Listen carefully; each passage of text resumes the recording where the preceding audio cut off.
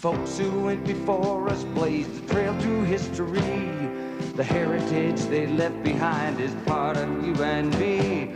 All the dreams they still live on, and it makes me proud to be a living, breathing part of it all, the American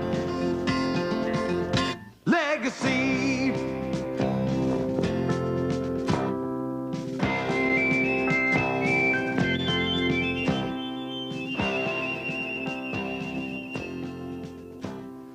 Lookout Mountain, Tennessee.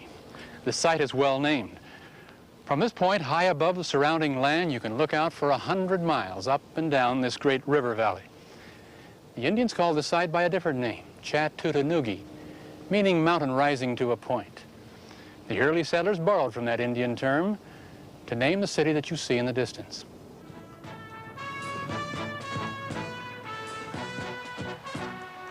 Today it has become one of Tennessee's largest industrial centers, serving this whole southern region. You and I know it as Chattanooga. Winding through the picturesque city is the very reason for its location, the twisting, turning Tennessee River.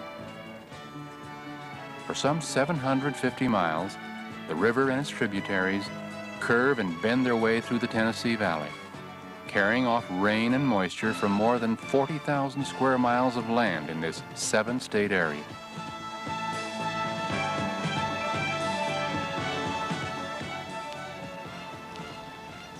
It's not the size or length of this river valley that makes it so important in our history, but rather the changes that have taken place here in this region over those many years.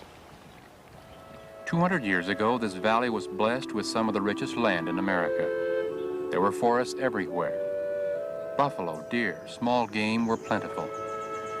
The Indians had managed well this land upon which they lived, taking from it only what they needed to continue a way of life that was in balance with nature. With the coming of the white man, the valley was to change. Early settlers called them palisados. Today we would call them a palisade, a wall-like fence of sharpened logs placed deep in the ground to form a barrier. This barrier became the first English fort built here in what is now eastern Tennessee. It was called Fort Loudon. The palisade has been restored to look much as it did when it was built way back in 1756. In those early days, this site was in the center of the great Cherokee Nation. But strangely enough, Fort Loudon was not built to keep the Indians out, but rather to protect the Indians and their families, along with those of the English soldiers and traders who lived here.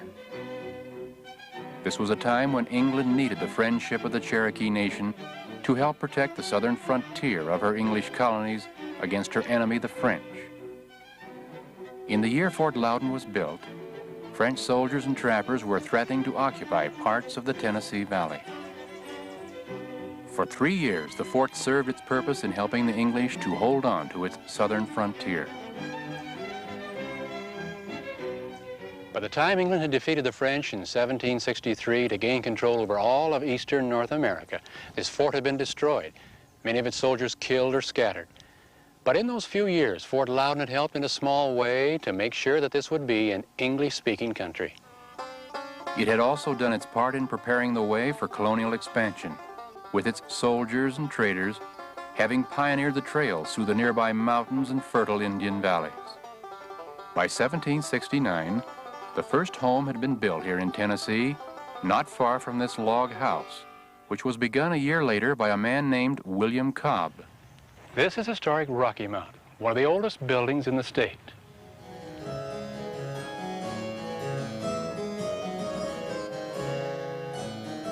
Although built as a home, it later served for several years as the first Capitol building of what was called then the territory of the United States south of the River Ohio. Today, the buildings and grounds have been restored to their original appearance, preserving for all of us to see how the early settlers lived some 200 years ago. Most of the early homes here were built of logs cut from the nearby forest. How big the house would be depended on the size of the log that a man could lift over his head. Usually this would be around 15 to 16 feet. That's why a 16-foot home became quite common in those early days. A broadaxe or adze were used for hewing, which meant flattening the opposite side of the log. For notching the corners, a man used the saw if he was lucky enough to have one. Most kitchens in those years were built like this one, separated from the main house by at least 40 or 50 feet, and for a very good reason. Without matches to help start your fire, once you had the logs burning, you had to keep the fire going, even through the night, with hot coals to rekindle for another day's cooking. All year long, a fire burned in the kitchen. Sometimes it even burned up the kitchen. That's why they were built away from the main house. If you didn't like stew, you would probably go hungry in early Tennessee. Stew made up a majority of the meals prepared. But what better way to use the dried vegetables, say, for winter days? Sprinkle with bits of meat from freshly killed bear, deer, or wild turkey. What about chicken? Well, they weren't for eating, they were for laying eggs. To clothe his family, a man had to plant and grow his own flax. Flax contained a fiber-like material that could be woven into linen, or laces, or rope. Here in East Tennessee, it took 2 years from the time the flax was planted until the time that the fibers could be spun and woven into a finished garment. Flax is very dry. You need some water to dampen it so that you can splice the flax to some thread that you already have on your spindle.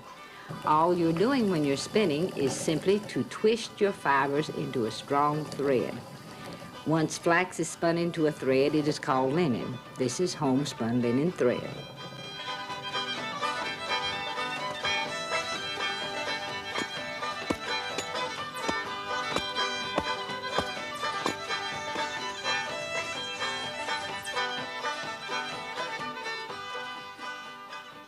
By 1796, Tennessee had more than enough settlers to become the 16th state of our Union.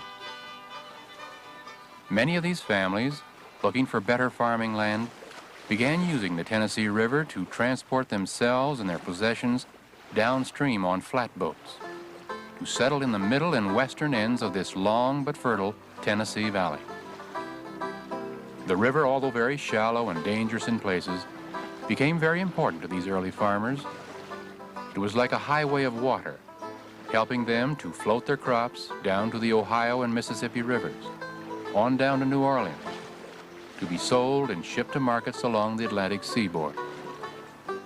This was a much longer but less difficult way than trying to haul them east up and over the Appalachian mountain ranges.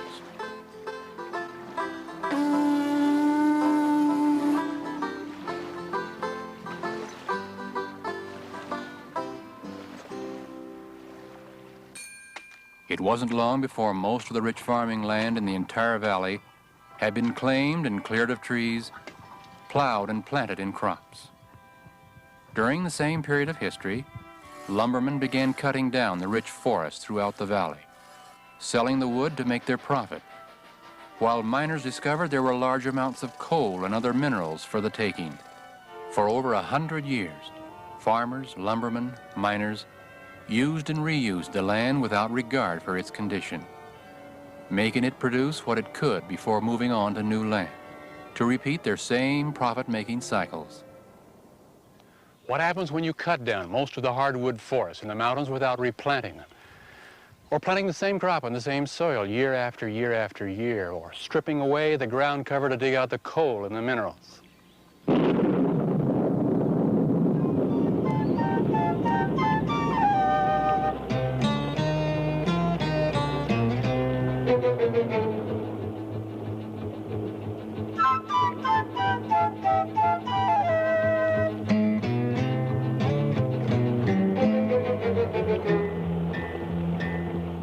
Without trees, grasslands, or carefully planted crops to catch and absorb the large amounts of yearly rain, water will quickly run off such eroded land, filling rivers to overflowing.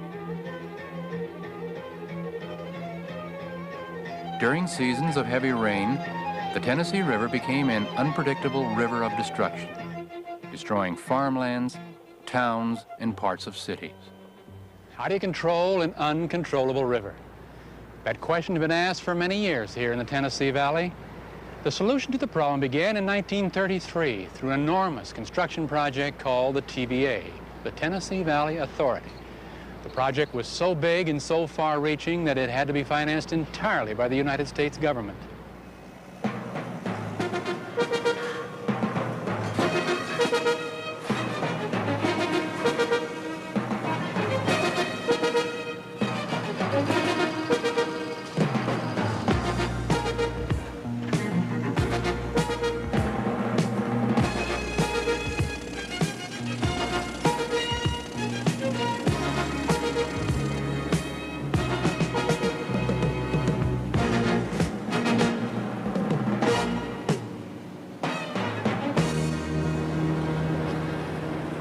Today, some 30 huge dams like this one control the Tennessee River and its many tributaries from flooding and the awful destruction caused by this once uncontrollable river.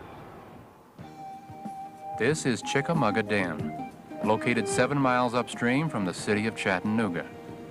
This giant piece of concrete not only holds back the Tennessee River, but has backed it up some 50 miles into a huge storage reservoir to catch floodwaters, allowing only enough water to flow downstream to keep the river at a proper depth for shipping. On the main river alone, 9 giant dams were built for flood control at key positions all along the valley, from Paducah, Kentucky, up to Knoxville, Tennessee. If we straightened out the Tennessee River like this, it is easier to visualize the series of 9 dams, each backing up the river into 9 reservoirs, and each capable of catching and holding periodic floodwaters. Turned sideways, they resemble a giant staircase of water, each with a set of locks capable of raising or lowering ships from one part of the river to the next.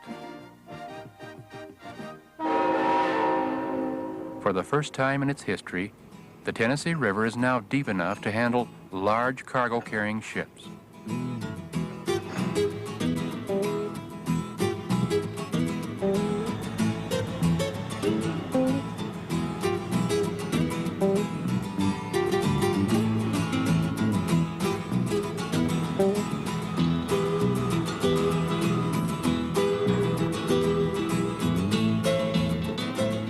Today, all kinds of heavy raw materials and finished products are being carried up and down this waterway to manufacturing plants in Ohio and Kentucky, to trade centers in Alabama and Missouri, to markets in this and other parts of our nation. A great deal of progress has also been made in restoring forests and farmlands of this region. Through replanting and selective cutting, both soft and hardwood trees are once again growing on the mountains. Fertilizers and new methods of farming are helping to improve the soil. Families throughout the valley now enjoy the benefits of cheap electric power generated at each of the hydroelectric dams. The Tennessee Valley Authority has been a huge experiment by our national government in this particular region of our country. To say that the TVA is the answer for other sections as well is forgetting that each part of our nation has its own needs and must try and find ways to solve its own problems, with or without help from the national government. I do know that it's taken us a long time to learn what the Indians learned centuries ago, how to live in balance with the nature that surrounds us.